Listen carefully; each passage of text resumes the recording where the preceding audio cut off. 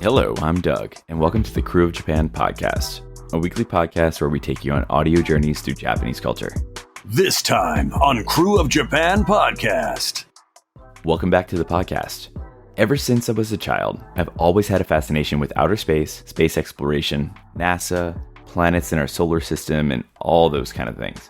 While I never got to do space camp as a kid, I did frequent the Johnson Space Center in Houston during my family vacations, each time making me more curious and excited about outer space than the time before. While other interests and priorities took a hold of my life as I grew older, notable events involving space exploration and the cosmos in general always would catch my eye when skimming the day's news. One such event occurred earlier this year when Japan became the fifth nation to soft land on the moon. Japan's Smart Lander for Investigating Moon, otherwise known as SLIM, accomplished its goal of a precision landing, hitting a pinpoint landing within 100 meters of the planned target. This landing also sparked the idea for this episode. So digging back through my emails, I managed to reconnect with a past guest and friend of the podcast, Dr. Kate Kitagawa. Kate had joined us in season 1 to discuss the Lady Samurai of the Sengoku period, highlighting some of her studies and work as a professor and author. Since then, Kate has pivoted her career from history to space, as she now works for JAXA as the Senior Counselor for International Relations and advisor to the Senior Vice President. In an interview recorded back in early March, I sat down with Kate to really dive into the Japanese space program, and let me tell you that conversation did not disappoint. In this episode with Kate as our guide, we explore key milestones in JAXA history, Dr. Kitagawa, who was at the University of Tokyo, who did the very first experiment of a small rocket that he developed, by himself and his group. And then that was 1955, and it marked really the start of the research. More recent success stories and projects. The pinpoint landing with this scale is unheard of, because before the landers went on the moon and it did land, but it landed at the place that they can land. So, they are not going to the specific places. But from now on, this precision landing will enable us to go to the place where things are. Take a glimpse into Japan's future plans for space exploration. MMX, that means Martian Moons Exploration. It will be launched in 2026 and it will make 1-year journey to Mars. And so much more. So fasten your seatbelts, prepare for liftoff as we embark on this fascinating journey through time and space with JAXA. Whether you're a seasoned space buff or maybe just new to the wonders of the universe, this episode is sure to ignite your imagination and fuel your curiosity about Japan's involvement in what lies beyond our home planet. Let's go. Here's what's going on with Japan Society of New Orleans. Be sure to check the show notes for links and more information. Here we go. On Wednesday, May 29th at 6:30 p.m., come join us for a happy hour at Nola Brewing and Pizza Company. Whether you're here to enjoy the pizza, the beer, or just good company, we look forward to seeing you there. Japan Society of New Orleans is also planning a social mixer scheduled for mid-June to come out and meet other members of the organization and share some news on upcoming events and programs. Date, time, and location are still TBD, but that's coming soon. For more information and details about these events and future events, follow us on the website and social media. Everything will be linked out in the show notes. Hope to see you there. Hey y'all, just a quick heads up before jumping into our interview with Dr. Kate Kitagawa. Since I'm going to be off gallivanting in Japan for a couple weeks, after this episode, the crew will be taking our usual mid-season break. But don't fret, we'll be back in mid to late June to kick off the second half of season 5 with our fantastic chat with author of Tokyo Vice, Jake Adelstein. But let's get on with today's interview with Dr. Kate Kitagawa. Today we have a past guest returning to us. I have Dr. Kate Kitagawa, who now is working with JAXA. But when we last had you on, I believe you were with Oxford, right? You were teaching still. That's right. I remember it was about 2-3 years ago already. Yeah, 2021. That's right. So to be precise, April too. So that was a really great time chatting with you. And also it was a great time talking about history. So I am a historian and author, and now I work for JAXA. But it's been quite a change, so it's nice to be back. So thanks for having me today. Yeah, no, it's our pleasure. I'm so happy that we were able to connect and talk about this today, because I was like, wait a second. I saw the news back in January about the moon landing and then some other things that were going on. And I was like, wait, hold on. and I had to like circle back and dig deep through my inbox, and then I had to email you. So, so I'm glad we were able to connect. Thank you very much, Doug. Before we get started, I had a quick question. This is a history-related question, actually, and it's not on the Okay. question sheet I gave you. It's nothing crazy. Don't worry. Uh-huh. I know you've done a lot of research on the Sengoku period, and then last time our episode, which I'll link out in the show notes, was about the Sengoku period and Lady Samurai. Mm-hmm. But have you happened to watch the first few episodes of Shogun that came out recently? Oh no, but I read about it. Yes, yes. I have not watched it yet, but yeah, I read about it, and it was just sound like everybody's been pleasantly impressed. No? As of this recording, the third episode came out either last night or the night before, and I'm caught up. So it's really, really good. Oh, So fantastic. I was wondering, I was like, maybe you've watched it. I know you're busy, so. Yes, but I actually had a good shooting session with a History Channel and another sort of like samurai related things coming out early summer. Oh, okay. And that's History Channel Japan, right? No, History Channel America. Oh, excellent. You'll have to let me know. You'll have to let me know. That's right. So all the listeners, please stay tuned. All right. Yeah, we'll make sure when it does come out, we'll put something on social media to share it out there. Oh, So great. Thank you. Get your due. Yeah, for sure. So let's circle back now. I know we were having this episode to talk about the space program, but I had to get that out of the way because it was like a question I didn't think of until last night. But I wanted to get back to space, outer space, the space program in general. Growing up as a kid, I was huge into outer space. I wanted to be an astronaut when I was a kid. I live in New Orleans, but about 6 hours west of us is Houston, where they have the Johnson Space Center. And I believe we went there at least 2 or 3 times when I was a kid. Mm-hmm. Houston was like the next place. They had an amusement park and then that, and we was able to make a nice little week out of it. So I was really, really big into space growing up. But I want to ask you, how did you get interested in space exploration and this area of science? Right. I was in the US. Actually, I was teaching at Harvard at that time, and I made my way to Washington, D.C. by Amtrak. Okay. So it's like a really pretty train ride. And, going to the Capitol. So, it will be just exciting as just going there. But there are Smithsonian museums all around DC area. And I went into this one of the Smithsonian's called National Air and Space Museum. And over there, I saw the Apollo lunar module for the first time. And I was just so impressed with it. And it was like over 21 feet, 21. So it's like a really big one, in front of me. And, it was so real. And, it's just really exciting to see it in my eyes. And since then, I was just really become like, obsessed with space related things. And I was a mathematician. I mean, I was studying math and then, became a historian and so on. So I had some science background, but I never really got into it until the time that I saw the Apollo lunar module. Yeah, and the history was just so fascinating, and it's continuing, and things are just going strong. And since then, so I was back in America, 2011, I think. And then since then, it was just like all of a sudden, like something just got me. So I still remember the moment. And here you are working for the Japanese space program now. Space Look Agency. At that.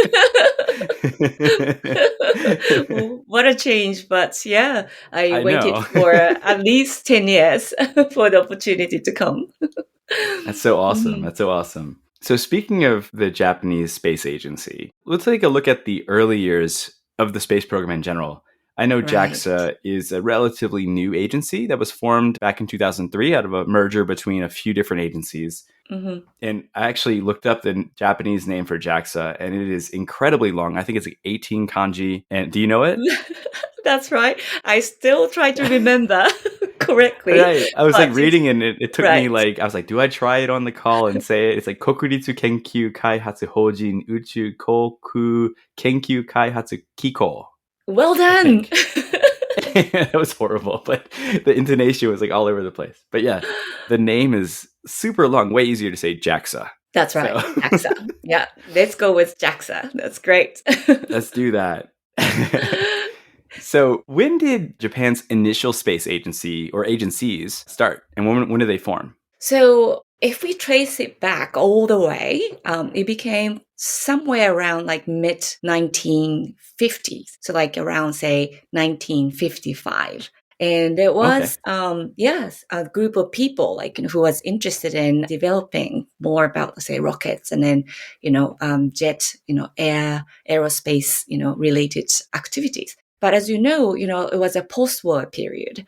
So, the active, observation, experiment, and everything related to space and aerospace industry were prohibited at that time. So since 45 and becoming 50, it was just nothing happening. And the group of people I just mentioned, they went to the US and then, studied a little bit about it and then came back. And then finally around 1955, they started to do, small experiments given the peace treaty and they are not really developing those things for, offensive reasons. So that was all this, restart of the space exploration, sort of endeavor, after the war. Yeah. Then so around that time, it was as I say, it's a group of people, right? So they are not really, professional, engineers at that time, but something should happen. And that was Dr. Itokawa, who was at the University of Tokyo, who did the very first experiment of a small rocket that he developed, by himself and his group. And then that was 1955, and it marked really the start of the research. So what happened around that time, let me tell you a little bit about the story, of the first experiment, because I was quite impressed with this. So what happened was, this was really primitive rocket, around, the length of say 20, 30 centimeters. And they call that pencil rocket because it just looks like a pencil. And I thought all the rockets have to go vertically up like that, just go 3, 2, 1 and up, lift off, right? But the first experiment, instead of going upwards, it went horizontally like that. So it was shot. Okay. Straight on the surface of the, land. And the reason was that the radar was not strong enough to chase, if it were to be shot upward. So that instead of going upward, they tried to get the data by shooting that horizontally. And I was like, wow, that's the way, the small budget and then small starts, happen. And the pencil rocket's still being preserved in one of the JAXA branch. And that was really good story that it wasn't a massive experiment, but, it was the starting point of Japanese space exploration. So since that time, so the University of Tokyo and then other researchers, trying to get, become a part of this, whole project. And that eventually became ISAS. So that's Institute of Space and Astronautical Science. So that exists now. And then, around that time, the same time, say, since 1955. So now that's National Aerospace Laboratory. So that was another organization alongside of ISAS. And then furthermore, after 10 years, say 1964, NASA, so that's National Space Development Agency, got a kickstart. So those three agencies, ISAS and NAL and NASA, those were the ones just running separately and then trying to develop the things one by one.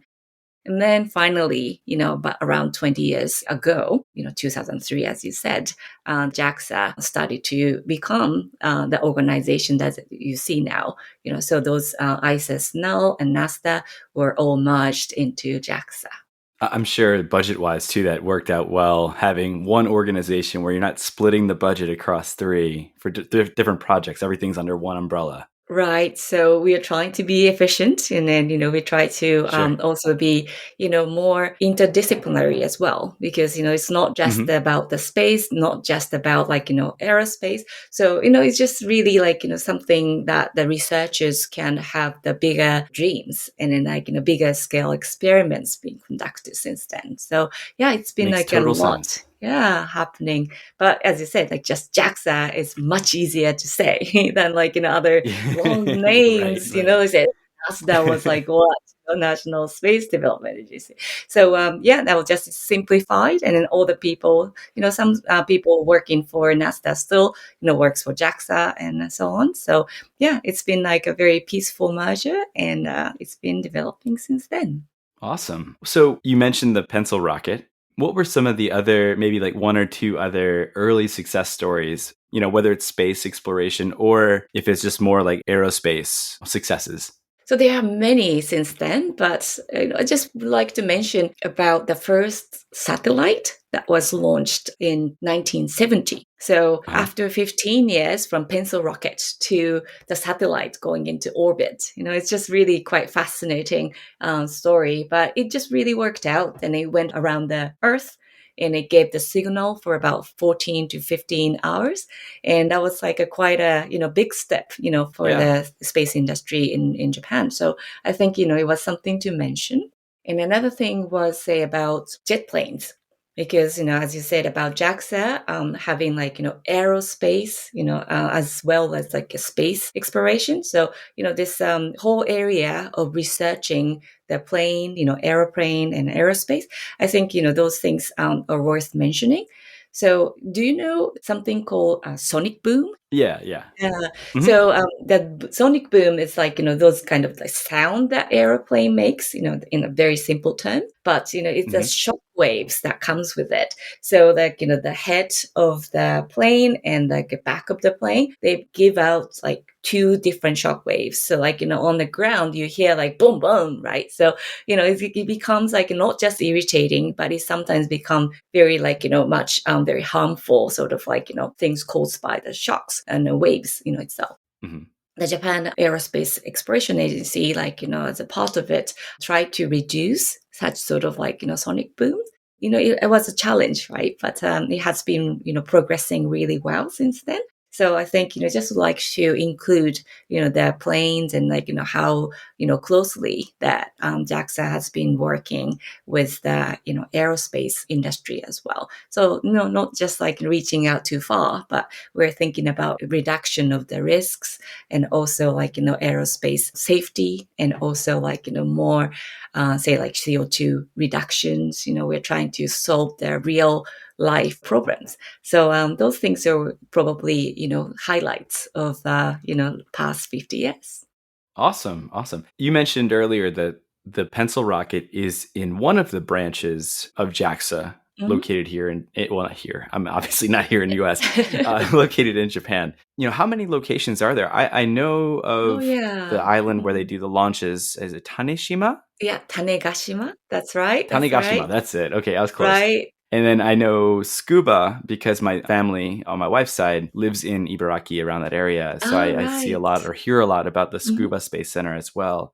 But where are all the other locations or the main or the key locations for JAXA located? So JAXA has branches like all over Japan. So, there are many, as you can expect. Those are the tracing centers and then other, experiments conducted in many different branches. But as you said, Tsukuba is a big one. So it has the space dome that you can see the exhibitions and, old rockets. Oh, pencil rockets are also there. Oh, is that where it is? The real one is in Sagamihara campus, the actual one. The replica, the duplicate, is there in Tsukuba, in the Space Dome. So Tsukuba is a big one, and then you know it, and then many other people might heard about this. So Sagamihara, I just mentioned, so that's the place where ISA's located. So all the missions, like you might know about, say, Hayabusa 2, those are originated and run at that campus. So Sagamihara is, really a good place to go and then visit. There is a communication hall. It's like a small exhibition center as well. So, there are many things, the real things that you can see over there as well.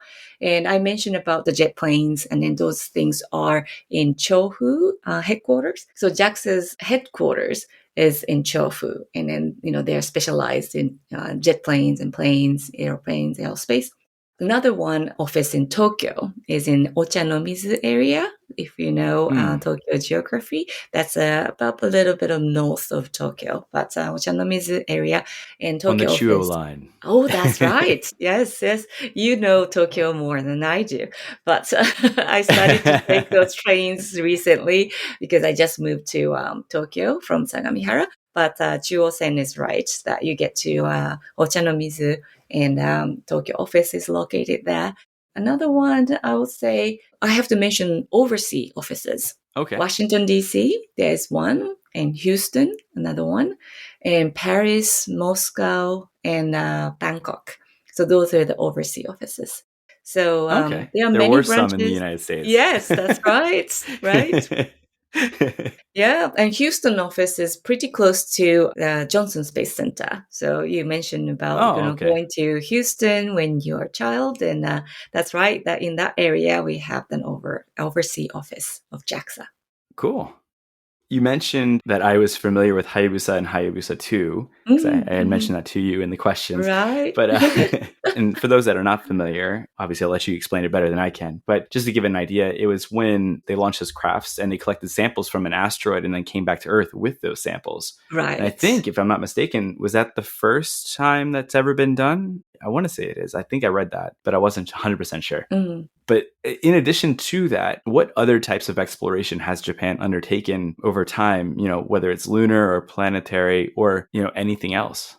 Right. So as you said, sample return project went really well. So sample return is like, a very interesting sort of challenge because you're not just going to somewhere and observe things and data is coming back, but the spacecraft coming back, from the place they went, and then also capsule has been thrown out, and it has to be captured in Australia. So the whole process is just so amazing, and then I'm so so impressed with the teams that Hayabusa 2, they have done it.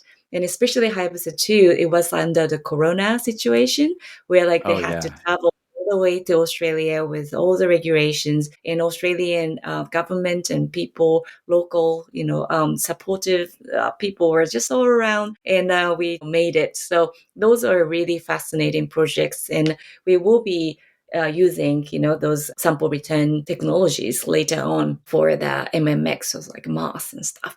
But other projects, as you just asked me, maybe you heard about SLIM.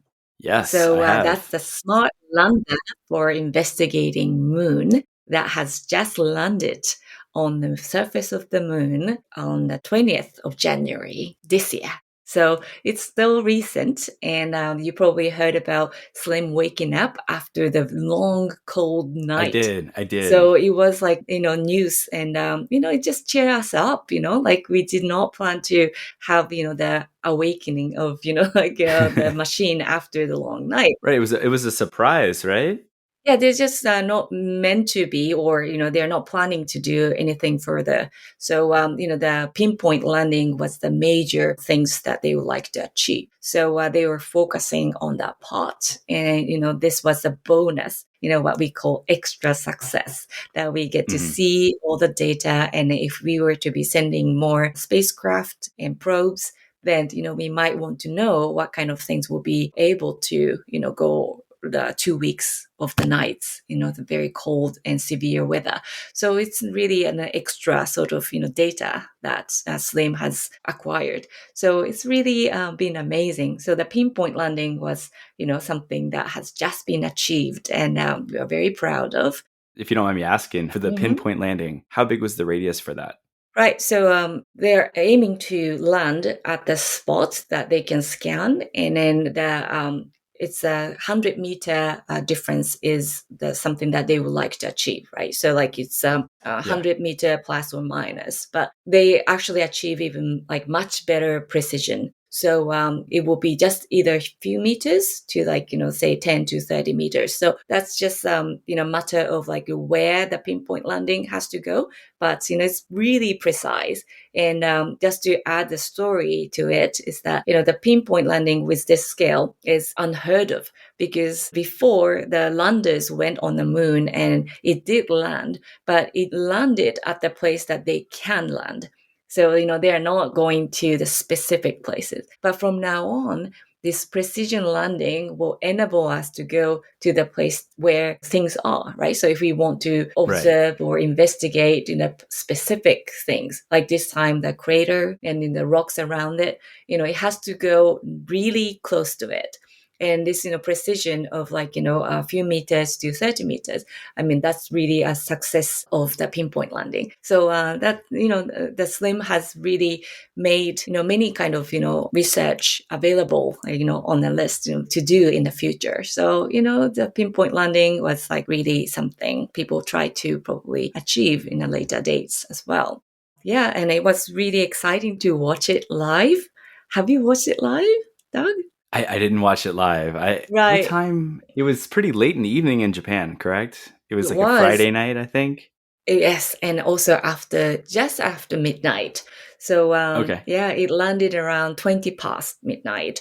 So everyone was like really holding, onto it. And so I was in the PR team doing the Hmm. English narration, the simultaneous translation. But people were like so, nervous or anxious and also like, very excited.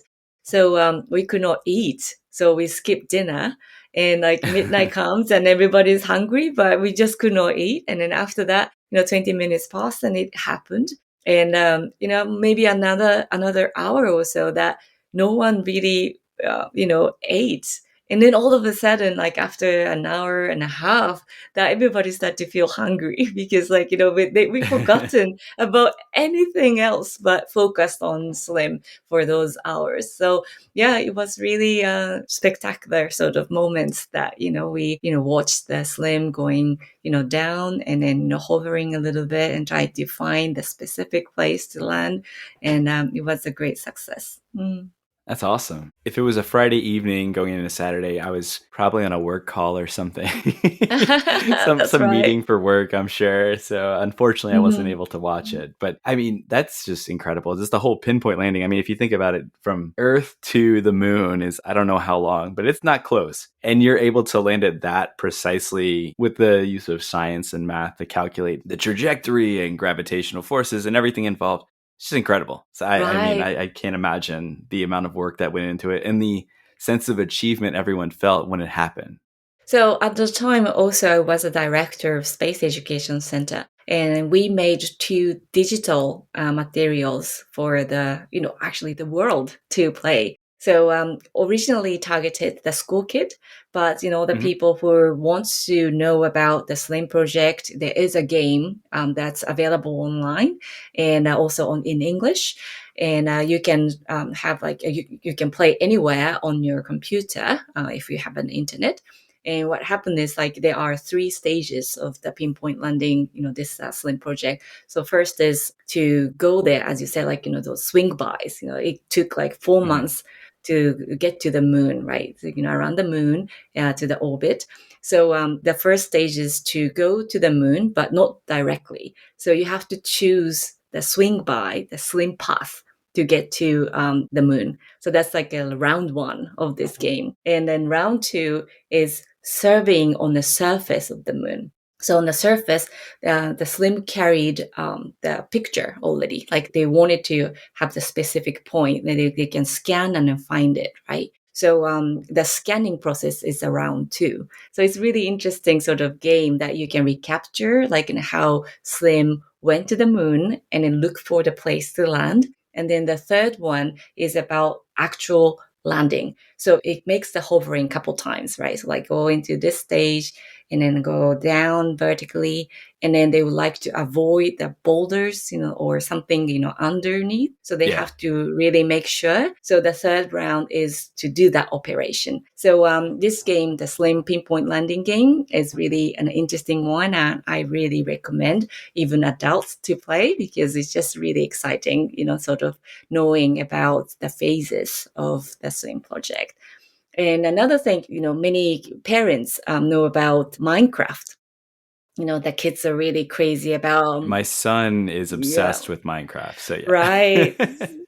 So the Space Education Center gave out Lunar Craft. So that's like, using the data of the Kaguya. So that's another orbiter of the moon that JAXA has previously launched. So using that data obtained by Kaguya, lunar craft has become available. So we adapted the Minecraft onto the moon surface, and then it has become an instant hit among Japanese kids, right? So we released it at the end of the year, right before Slim attempts its landing, and it's still available, and it's really we made it also English and Japanese, and that's like all the kids' favorites, as you can imagine. Maybe your son can try. So Yeah.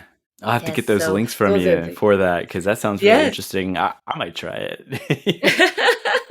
I'm Yes. definitely going to let him try.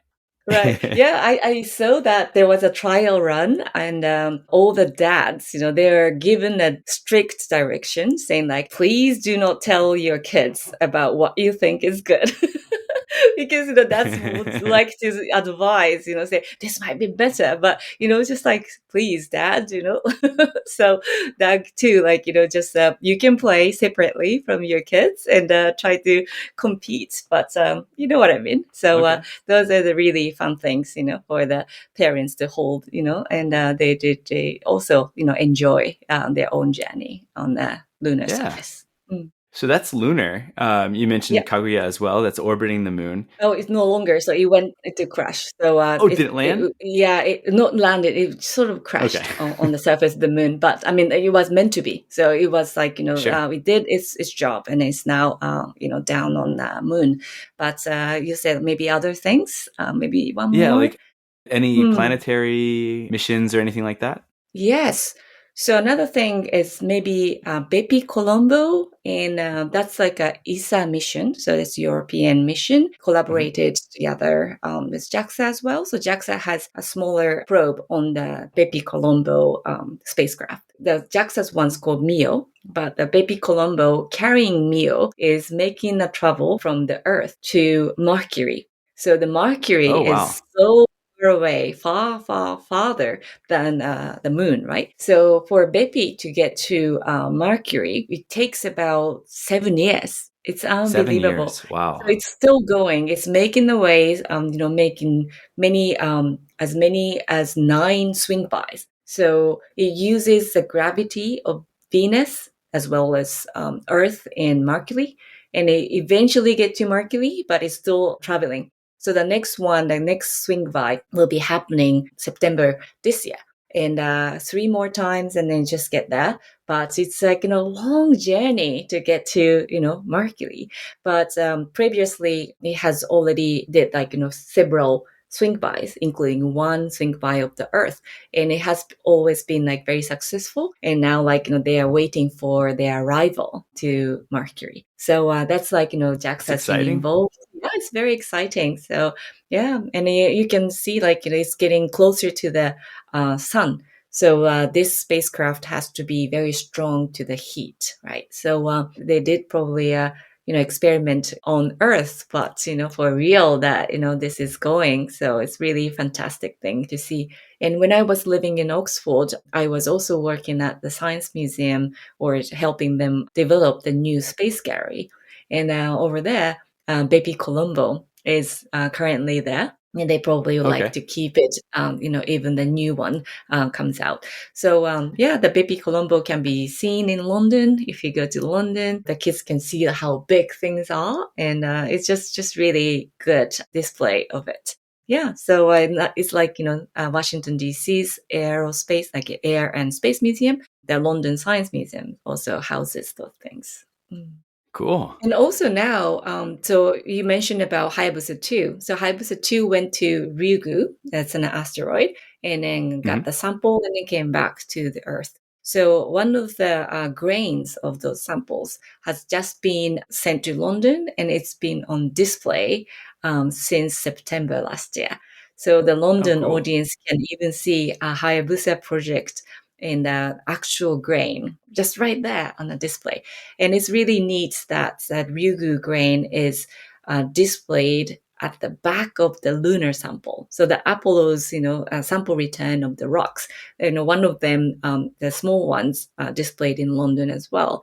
And, on the other side, you can see Ryugu, from one asteroid. So yeah, that's really an interesting look. So hopefully the listeners who will visit London or who has friends in London, hopefully that they get to, see those things in person. So you mentioned collaborating. Is Baby Colombo, is that from England, or is that which country is the one that developed? And so ESA, so it's European Space Agency, is sort of like not just like the the EU one of country. Yeah, right. It covers like many countries in okay, Europe, and then associates around the world. So ESA was the main sort of body of this Baby Colombo, and international collaboration is really common right now. So the early time, this Mio and a Baby Colombo, as I said, it's been traveling for a few years, not just a few years. It's like many years now since the time that they start planning, the spacecraft, how it will be, going by swing bites and so on. So, ESA is one of the JAXA's collaborators. They are very interesting organizations because, the multilingual agency, right? So very good place to visit, or say ESTEC in Leiden, for example. Another one is Toulouse, and this is called CUNES, and so on. So there are many places that they do researches on the space and also the plane industries. So there are many places all over Europe, and they try to develop very interesting projects. And big ones, of course, are scattered around the world. You can see sure.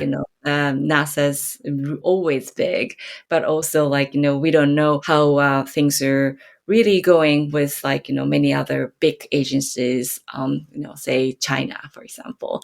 Right. They are developing their own missions, and they do have many collaborators on the other parts of the world as well. So collaborations becoming more commonplace lately. You hear more about the private industry, like say SpaceX or ventures and other players coming into the industry, and then start to make great progress. So really many things are happening every day in this industry. For example, the International Space Station. Does Japan still have anyone on the space station currently? Oh yes, yes. Now, yes. Dr. Furukawa is there, so he Okay. is the Kibo module. Trying to do some experiments as he has been planning to do. So he's still there up in the ISS right now. As of March 7th. And just, a few days ago, another crew members, 4 of them went up there as well. So they're, joining. So usually say 10 to 20 astronauts are at ISS. So they can be at ISS. So, the numbers been becoming steady, and also, the equipment and then procedures, they become more standard, they can be done more easily than before. So, ISS is still in use, and many experiments are going on. We have a Japanese TV streaming service that we use. And I think on Pitagora Switchy, on NHKE, I think he had a little segment on there maybe when he was doing something Right. trial and error multiple times. I think that was him, maybe. I don't know. Maybe it's someone else. Right. So, we collaborate with the TV programs, and also try to do a lot of things live stream. So say YouTube or some sort of different platform, but we still try to do, more accessible sort of viewing of such experiment. So, either on the land like TV or, internet. We try to have as many viewers as possible so that we can all relate and learn, together. Okay. Another question about ISS, for that specific question is going to lead into another in a second. When astronauts from Japan do travel to ISS, are they on a Japanese spacecraft, or are they flying in tandem with other astronauts going up, maybe with NASA or wherever else, maybe sending people at the time? So the last one was on a Dragon, so the Crew Dragon. So that's SpaceX providing the service to NASA. So then we have those, multinational astronauts getting onto this spaceship. So Japan is not currently carrying the humans.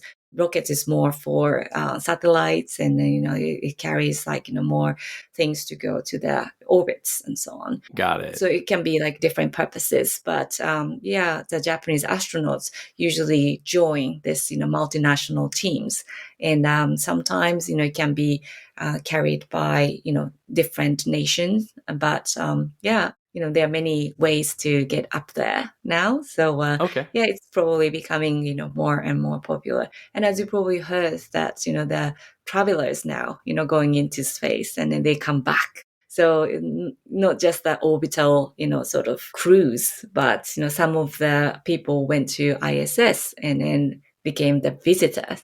So they are not the technicians or they're not the carrier astronauts, but they can, go to ISS and then try to have the feel of how astronauts live and so on. So those are started to become, available. So, yeah. So has Japan ever had a human space flight mission? Or is it, like you said, just only rockets for the purpose of probes and satellites? Japanese astronauts usually fly other nations' rockets. So currently, not available. But right now, we just had this H3 rocket, which is like a very brand new. And it did have failures before, but now, in February, that we were successfully able to launch it. So H3 is the newest type of rockets that we have. So the H3, and actually that was a great segue into my next question. You're reading my mind. It's almost as if you've seen these questions before.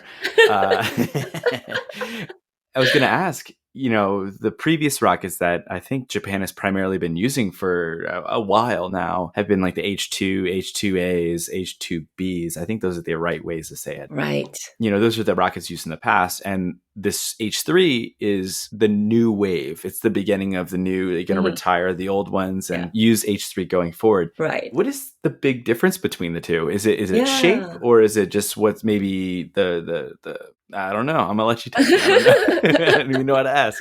Interesting question. So, H2A has been, still in use, until last year, or even like earlier this year. So, it has been a great rocket. But for H3, we have 3 selling points. So one is flexibility, highly flexible rocket. So what does it mean, right? So the shapes and the number of boosters that can have, or the number or the size of the fairing always have the same shape and then 2 pieces, but the size can be different. So the shapes will be customized for the specific sort of needs of the, say, satellites or something that is going to be carrying. So it can be very flexible. So that's the first selling point. The second one is reliability. So the launch date can be delayed by, say, production, or launch date can be delayed by weathers and so on. But it tried to be as precise as possible. So the reliability becomes a little better than the previous rocket as well. So that's the selling point number 2. And then number 3 is the cost. The cost has to be much lower for the Japanese rockets to be competitive compared to the H2A and the H3. The cost cut is like great. It's like almost like a half, for example. Oh, wow. As I said, it depends on how to craft this. So it can be as big as H2's budget. But if it can become smaller, because as I say, it's flexible, so it can be assembled in a way, then it can become half the cost and so on. So there are many ways to reduce the cost so that it can be more available to different sort of experiment or projects. So those are the 3 selling points of H3. And it has been a great sort of endeavor, for the engineers to come up with a new style rocket. And it was an actual sort of celebration that, it did go well in February. And I was there too at the launch pad. It was just, what was it, 3 weeks ago, I think? Again, at the time of this recording, I think it was right around Mardi Gras time for us. So that's how I remember. Right. But it was around that time. So 17th of February, yes, to be precise. Yep. Yeah. So that's right. So it was incredible. Yeah, I went there for the first time to watch it at the site. So you mentioned Tanegashima, that's an island for the rocket to be launched. And I've been there before, but not at the time of the launch. So this time it was like really fantastic to not just to see. Actually, what I found out about it was the vibration of the air. So when it goes like up and then lift off, that you just don't, not just hearing it, but you feel it, those vibrations. So you almost have to sort of grab something to, stand steady. So yeah, that was quite an experience. So yeah, well, it was really nice. And hopefully that many people can, not just watch it on YouTube, but, at some point that they could watch it, at the site in the future. That'd be cool. So the H3 is the future. And speaking of future, what does the future of the Japanese space program look like? Are there some kind, you mentioned briefly, you snuck it in there. I think you said MMX That's was right. referring to Mars. Now you're I leading picked my that up mind. earlier. So what other kinds of programs or missions are coming down the pike with JAXA? Right. So MMX is a fantastic project. So MMX, that means Martian Moons Exploration. So it will be launched in 2026 and it will make 1 year journey to Mars. So what's so fascinating about it is that, if you hear about it, you already know that, something about Martian moons. But I always thought that, if we are going to Mars, then we're just going to Mars, And many nations already done that, right? But the Japanese idea, like is this from ISIS, the idea is that one of the moons of Mars is obviously like orbiting around the Mars. So what's the possibility of having the materials from Mars carried onto this small moon?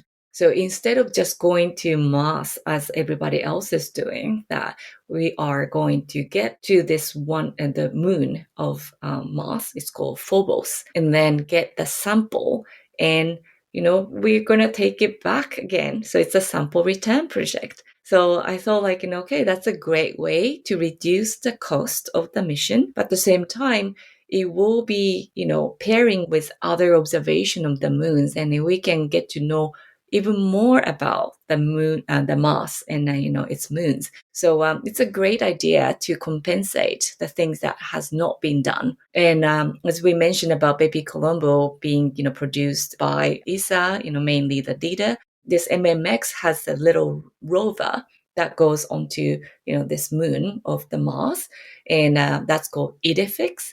And they are developed by Kunis and the German counterparts as DLR. So Kunis and DLR are making this little robots going on the surface of the moon of Mars. It's really exciting to carry that together with this spacecraft approaching the Phobos.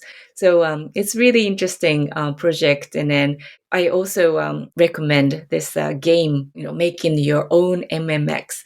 So that's another digital educational materials available from JAXA Space Education Center, also available in English. Then you can try to make your own MMX. So you can choose the engine and you can choose, some other pieces like, what kind of things to observe, the Phobos and then the other moon, Deimos, for example. So this is another interesting way to learn about MMX.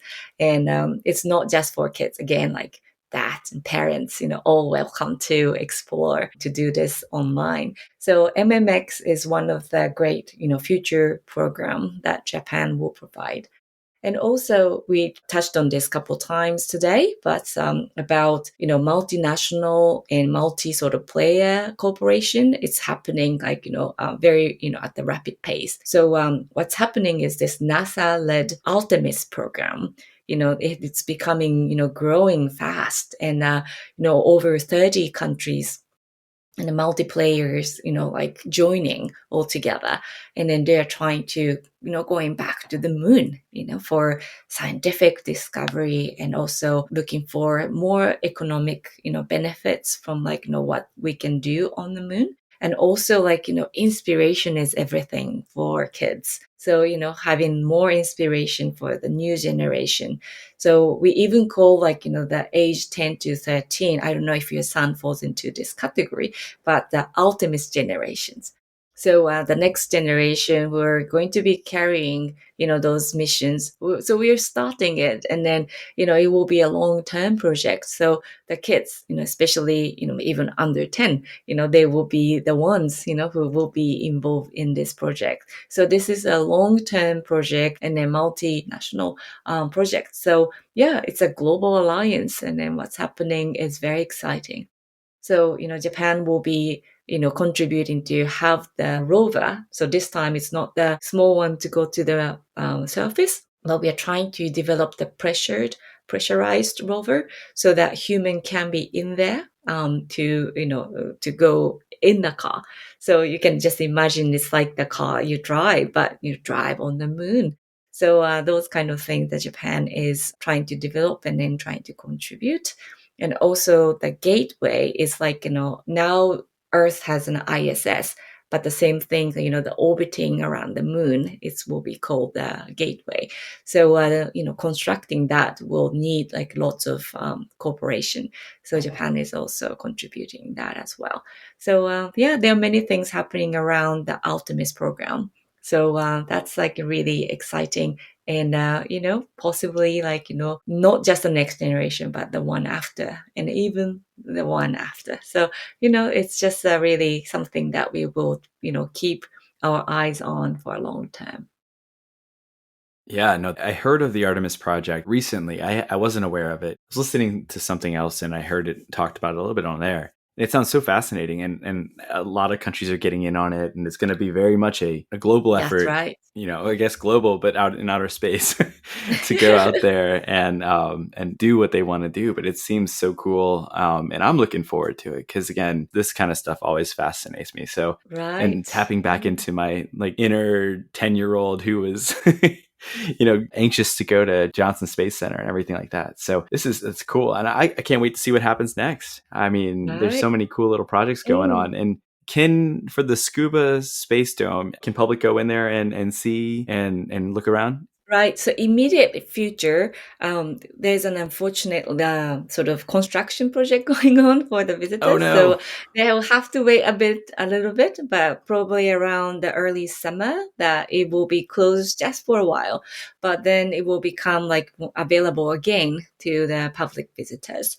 So Okay. there's just this window of the immediate future that's not available, but soon again it will be back. So the Space Dome is great. And then instead, when you can't go to Tsukuba, and then there is Sagamihara communication hall that where you can see a pencil rocket and other Okay. great things like, including, those balloons and Hayabusa 2, actual models there. So yeah, so there are many things that you can do in the meantime. Will do. I'm going to look because I'm going at the end of May to Oh no! Scuba. Oh no! And I You don't might. know, depending on when it closes, I might have a Right. small window of opportunity. Maybe. The end of May is probably okay. So yeah, Yes. there's a chance. So that would be probably a good thing. Yeah. So that's great. Yeah. So hopefully, your son also will enjoy. Oh yeah, I'll bring it with Right. me. Of course, of course. Yeah. Yeah. So Awesome. Well, thank you so much for joining us today. This is so much fun. I am so thrilled we got to do this. I've been trying to think of a way to do it, and then once I saw the landing happen back in January, I was like, okay, that's the topic. We got at least a starting point. And then I'm glad I remembered your email, so it all worked out. It all worked out. thank you for contacting me. Thank you. Is there anything else that you want to bring attention to? Maybe, like you mentioned, some immediate term projects, that maybe something going on with JAXA, or websites or JAXA social media or things like that, where people can find out more information. Social media, yes, that will be the best place to follow up and also get some updates. So, Xpost, JAXA English accounts is active. ISAS has its own English account as well, but usually the JAXA accounts repost and so on. So JAXA accounts in English will be the best place for everyone to keep getting updates regularly. So that's highly recommended. But also YouTube and then the lives, archives are available. So if you like to watch it, they're there on the YouTube channel anytime. And as I said, the games, those internet educational, digital materials, those are really highly recommended. So hopefully that some of you will get to it. It's on the JAXA Space Education Center website. So please do Awesome. enjoy, and please do come to visit the Space Center in Japan. Yeah, I will try. and all those links that you have, I will make sure we try to put those into the show notes so that our listeners can just easily access them from the episode. Oh, excellent. Thank you very much, Doug. Yeah. Well, thank you. We'll have to find another way to get you back on at some point in the future, too. We'll figure something out. Thank you. All right. Be happy to do that. Thank you. Thanks so much for having me. And that's it for this week's episode. Thank you so much for tuning into the Krewe of Japan podcast. A big thank you to Dr. Kate Kitagawa for joining us today to share JAXA's past, present, and future. Japan's MMX Mars mission and the transnational Artemis project are so insanely fascinating to me, and I cannot wait to see the progress on both of those projects as they unfold in the years to come. It's gonna be a while though, so maybe you're looking for some time to kill in between now and then. Check out some of JAXA's fun educational games that Kate had mentioned during our episode, like Lunarcraft or the Slim Mission game. And if you haven't already, circle back to season 1 to listen to Kate's first episode with the crew on Lady Samurai. That was episode number 12. And while you're at it, check out some of Kate's other works like her publication, The Secret Lives of Numbers, as well as her show on the History Channel. Once we have some more information about that, we'll definitely put that out there on our social media. Anyway, everything I just mentioned will definitely be linked out in the show notes, so be sure to check there. What's got you the most interested in outer space? Share with us on Instagram, Facebook, X, Twitter, TikTok, LinkedIn, Blue Sky, YouTube at Krewe of Japan Podcast. That's KREWEOFJAPAN. While you're there, give us a comment, follow, like, retweet, share, whatever floats your boat. Let us know how you're enjoying the podcast. Or maybe you'd like to give your feedback in a more private setting. Send us an email at kreweofjapanpodcast@gmail.com. That's KREWEOFJAPANPODCAST@gmail.com. We'd love to hear from you. And speaking of feedback, if you're enjoying what you're listening to today or the rest of the season so far, please feel free to leave us a 5-star rating and or review on your favorite podcast streaming app. Every single one of those 5-star ratings and reviews helps others interested in Japan and this kind of content find the podcast. Or hey, just let a friend know about us. That works too. You know we're sincere when we say any and all support is incredibly appreciated. But that's it for today. Until next time. And by next time, I mean a few weeks from now, because we are taking our mid-season break. So use that time to catch up on any episodes you may have missed already, or just chill, go play Lunarcraft. But again, that's it for today. See you after our break.